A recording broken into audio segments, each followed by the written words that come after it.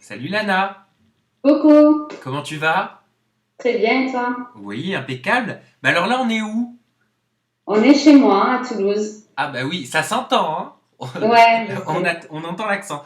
Bon alors toi Lana, tu es la prétendante de Geoffrey dans la saison 3 des Princes de l'amour sur C'est ça. W9. Ce soir, bah tu viens de nous quitter, tu viens d'être éliminée. Tu Eh as, oui, ouais, tu as de grandes révélations à nous faire. Alors c'est, moi ce que tu m'as dit en off, c'est, j'ai trouvé que c'était un petit peu déroutant. Donc je te donne la parole ce soir, je t'offre la parole pour que tu puisses t'exprimer. Restez avec nous à la maison, ça se passe juste après le jingle. À tout de suite.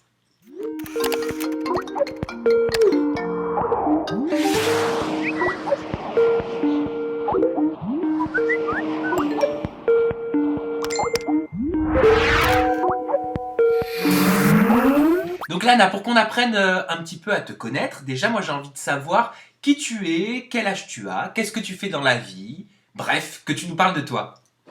je m'appelle Lana, j'ai 22 ans, je viens de Toulouse et je suis danseuse. T'es danseuse, tu danses où dans les clubs? Dans les clubs à l'étranger, Dans les clubs de striptease?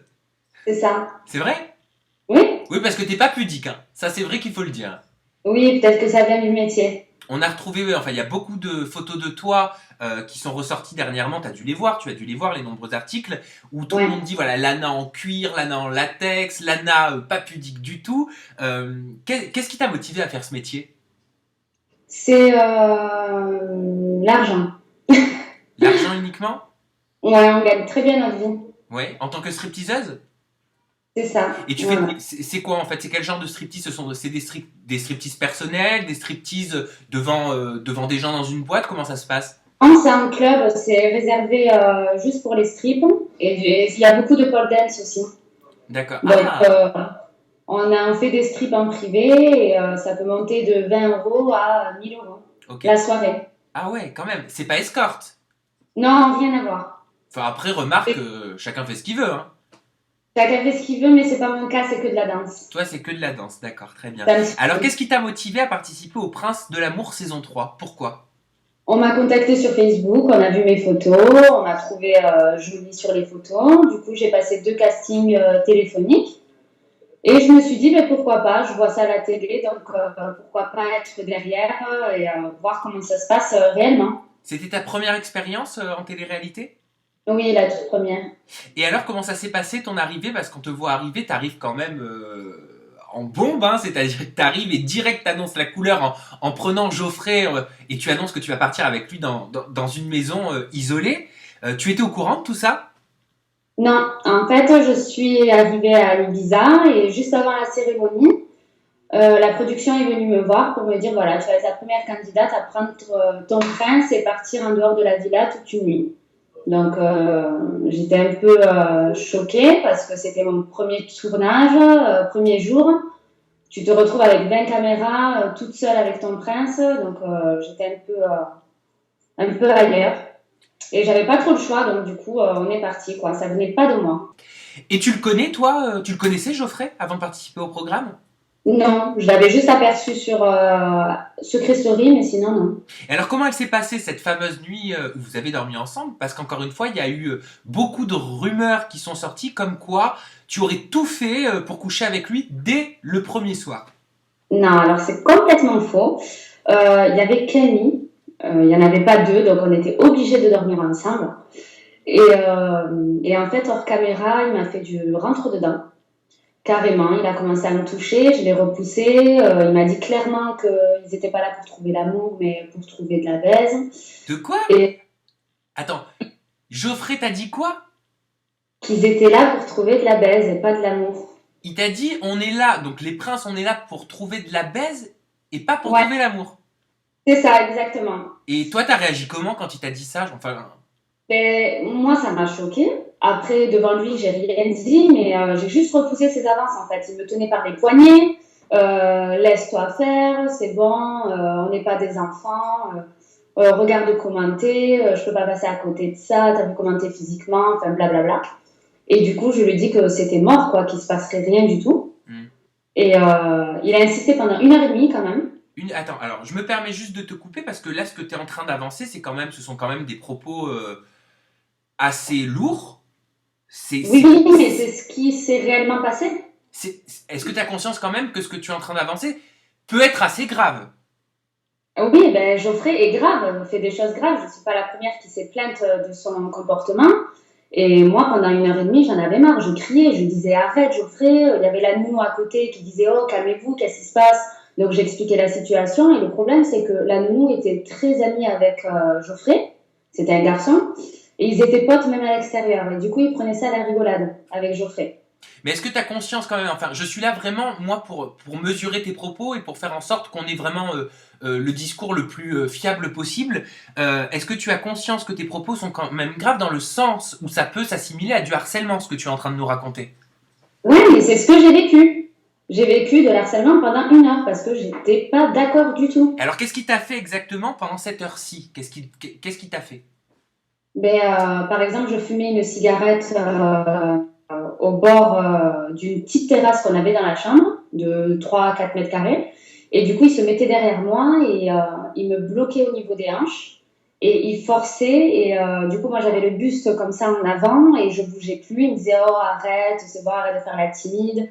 Et je m'énervais contre lui. Arrête, Geoffrey. Donc, quand je repartais dans le lit pour dormir, parce que le lendemain, on devait se lever super tôt, et il venait dans le lit et il essayait des choses et encore une fois, je repoussais et ça pendant 1 heure et demie. Mais est-ce que tu es sûr qu'il n'a pas fait ça de façon taquine, en rigolant?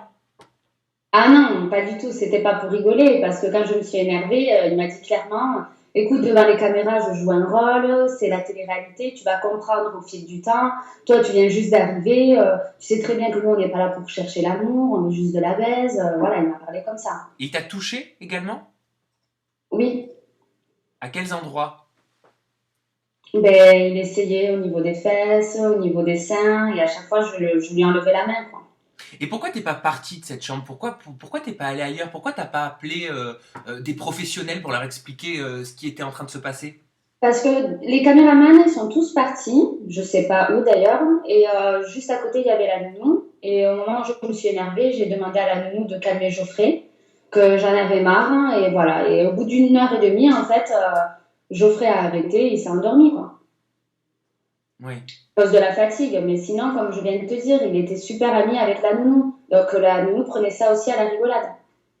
Et comment tu as fait pour appréhender le reste de l'aventure? Parce que ça, c'était le premier jour, c'était le premier soir, le jour de ton arrivée. C'était le premier soir, et du Mais coup, quand on t'es, est re- retourné, t'es resté 15 jours en diffusion sur W9, donc ça fait quoi? Ça fait une semaine de tournage, là. c'est ça. Et pendant cette semaine de tournage, est-ce que tu as parlé de ce comportement supposé de Geoffrey à des membres de la production? J'en ai parlé à des nounous. Et elles ont fait comme si elles avaient rien entendu en fait. Parce que vu que Geoffrey percevait le plus gros salaire de l'émission, ils ont préféré le garder. Mais pourquoi tu Et es, faire comme si il s'était rien passé. pourquoi tu es resté? Pourquoi je suis restée? Oui, pourquoi tu as continué le tournage? Pourquoi tu es resté? Enfin, je ne devrais pas me prendre en exemple, mais après chacun réagit différemment. Mais moi, s'il devait m'arriver une situation similaire, je pense que je partirais. Je suis restée parce qu'après, je me suis bien entendue avec certaines filles. C'était mon premier jour, j'avais fait Toulouse-Ibiza. Je me suis dit, voilà, je ne suis pas venue pour rien à Ibiza, donc j'ai mis ça de côté. Et c'est vrai que par la suite, je voulais plus venir vers Geoffrey. Oui. Et puis c'est la production qui me poussait à aller le voir pendant les rendez-vous, à aller lui parler. Mais après, il y a eu beaucoup de montage, hein. Et quels ont été vos rapports pendant cette semaine de tournage, justement, après qu'il se soit passé, selon tes dires, ces événements? On ne se parlait plus. Plus du tout. On se parlait plus du tout. Et hors caméra, de temps en temps, il essayait de me faire des bisous ou encore d'être très tactile. Et je le repoussais encore une fois. Il répétait les mêmes choses. Arrête de faire ta sainte m'y touche, Lana. Enfin voilà. Mais devant les caméras, on ne se parlait plus. Est-ce que tu as eu d'autres échos? Est-ce que d'autres filles, d'autres prétendantes de Geoffrey t'ont rapporté des éléments similaires? Oui, Jessica, Ouais. parce qu'elle a entendu mes plaintes auprès de la psychologue de la production et m'a confirmé qu'il a été exactement comme il a été avec moi. Auprès de la psychologue? Oui, parce qu'en fin de tournage, il y a la psychologue qui nous appelle pour être sûr que le tournage se soit bien passé. Et Ouais. du coup, j'ai tout raconté. J'ai dit que pas du tout, ça s'est mal passé, que j'étais un peu choquée du comportement de Geoffrey. Et la psychologue elle-même m'a confirmé que j'étais pas la première qui se plaint de Geoffrey, qu'il y avait aussi Jessica. Et par la suite, Jessica est venue me voir et m'a dit ça m'étonne pas, il a essayé aussi avec moi. Et tu lui as tout raconté à la psychologue? Tu lui as raconté les choses comme tu viens de les faire à l'instant avec moi? Ah oui, oui, je lui ai tout raconté et elle m'a dit qu'elle allait en parler avec Geoffrey, mais après, j'ai pas eu de suite. Qu'est-ce qu'elle en a pensé? Elle a pu te donner des éléments de réponse? Elle a pu t'aiguiller peut-être? Non, elle était choquée exactement comme moi. Et voilà, c'est tout. Elle m'a entendu, elle m'a écouté. Et après, elle a raccroché. Et avant de raccrocher, elle m'a dit bah, écoute, j'en parlerai après. C'était pas la première qui se plaint. C'est tout. Et depuis, j'ai pas eu de nouvelles de la production. Tu as essayé de recontacter Geoffrey? Vous avez été en contact depuis le tournage? Oui, bien évidemment, il m'a écrit sur Facebook. Ouais. Et voilà, encore une fois, pour me dire t'es toujours aussi belle, comment oublier un joli corps comme le tien. J'espère que tu vas venir à Paris pour venir me voir. Voilà. Tu lui as répondu? Oui, je lui ai répondu. Je lui ai dit bon, c'est vrai que ça fait plaisir quand on revoit les images de la première soirée. Ça rappelle des souvenirs, voilà, d'Ibiza, mais après, voilà, je lui ai dit tu penses qu'à ça, tu penses qu'au sexe, moi, ça m'intéresse pas. Voilà. J'ai Oui. été très brève avec lui. Il est inintéressant, il pense qu'à ça. Donc c'est-à-dire que pour toi, Geoffrey, il voulait juste une chose, c'était t'avoir dans son lit. Exactement. D'ailleurs, quand il m'élimine, il dit clairement que je suis inintéressante, mais tu dis d'une personne qu'elle est inintéressante, faut déjà apprendre à la connaître. Et moi, il n'a pas appris à me connaître. Il a juste essayé de me sauter dessus, c'est tout. Il a vu que c'était pas possible, il s'est dit bon, ben allez, je laisse tomber, je l'éliminerai Audi et on passera à une autre, c'est tout. Mais j'imagine que Donc c'est... c'était son seul argument au final, de me dire que j'étais inintéressante. Quel recul tu as maintenant que ça fait quelques semaines, quelques mois que le tournage est passé? Est-ce que tu as envie de continuer dans la télé-réalité? Je dirais pas non pour une autre télé-réalité, mais je pense que je suis tombée sur le mauvais candidat, tout simplement.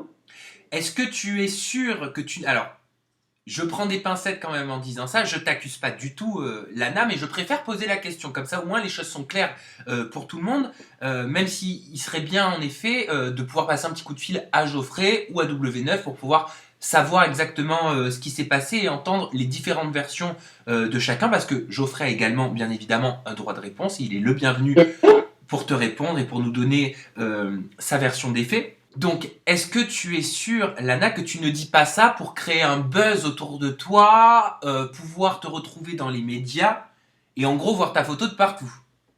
Non, pas du tout. C'est vraiment ce qui s'est passé et même si ça ne crée pas de buzz ou quoi, moi personnellement, je m'en fous. J'avais besoin de m'exprimer par rapport à ça parce qu'on m'a fait passer pour la fille facile qui se donne dès le premier soir alors que je suis pas du tout comme ça dans la vraie vie, on va dire, parce que c'est pas la vraie vie, hein, la presse de l'amour. Et, et voilà, et lui, il passe d'une fille à une autre, il dit qu'il cherche l'intelligence, mais il cherche pas à nous connaître, voilà. Moi, il a vu juste un physique. Mais déjà, quand j'ai dit à Olivia, donc ma concurrente, pendant 2 semaines, ce qui s'était passé avec Geoffrey hors caméra, même Olivia était choquée. Et elle m'a pas cru, et c'est mes copines de l'aventure qui lui ont confirmé. Parce que quand il venait de me voir hors caméra, qu'il me coinçait, qu'il essayait d'avoir des bisous, il essayait de me toucher, il y avait des témoins quand même. Donc quand les témoins allaient voir Olivia, si, on te confirme qu'il colle Lana, qu'il va absolument avoir quelque chose avec elle, elle était choquée, elle en a même pleuré hein, hors caméra. Hein. Mais à cause de cette nuit, et que j'ai décidé de plus lui adresser un mot, il m'a éliminée. Oui, d'accord. Voilà, c'est la réelle raison. Ok. Donc tu veux dire que si tu as été éliminé ce soir, c'est parce qu'à cause de cette fameuse soirée, tu étais très distante et il t'a éliminé parce que tu ne lui aurais pas donné ce qu'il attendait. C'est ça.